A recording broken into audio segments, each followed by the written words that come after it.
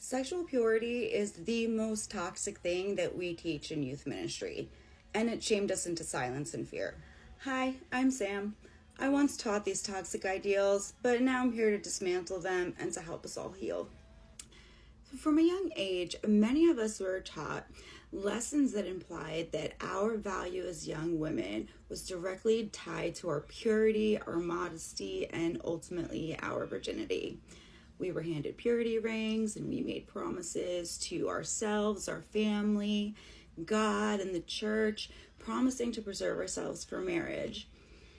But what we weren't taught and what I didn't teach were what the long-lasting repercussions of those teachings were. These teachings instilled in us a sense of guilt surrounding our bodies and sexuality.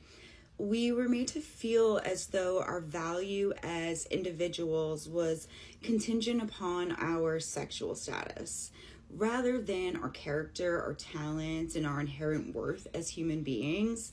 And this warped sense of self led to feelings of inadequacy, unworthiness, and self-doubt, feelings that many of us still grapple with today. And it's not just the shame and the guilt that we carried with us, but it's also the harmful ideas about gender roles and relationships that were ingrained into us from a young age.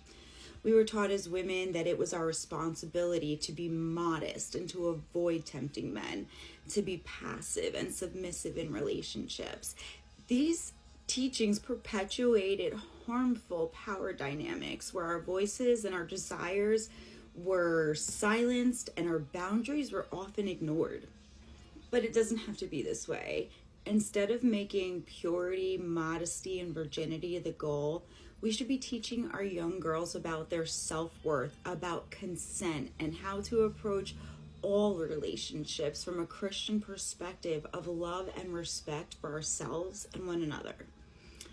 We need to teach girls that their worth is not defined by their sexual status, but by their character, their talents, and their inherent value as human beings created in the image of God. We need to empower them to embrace their sexuality and their bodies and to set boundaries and to assert themselves in relationships. We need to teach our girls about consent, what it means, what it looks like, and why it is so important. We need to equip them with the knowledge and the tools to navigate relationships safely and responsibly and to be able to recognize the boundaries of others. And above all, we need to teach our girls about love for themselves and love for others. We need to show them that true love is not about possession or control, but about mutual kindness and understanding.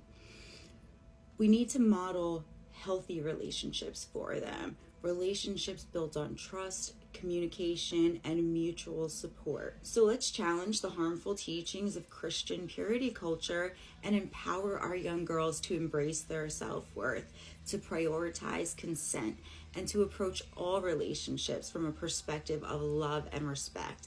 Because every girl deserves to live life on her own terms, free from shame and guilt, and full of love and all kinds of possibilities.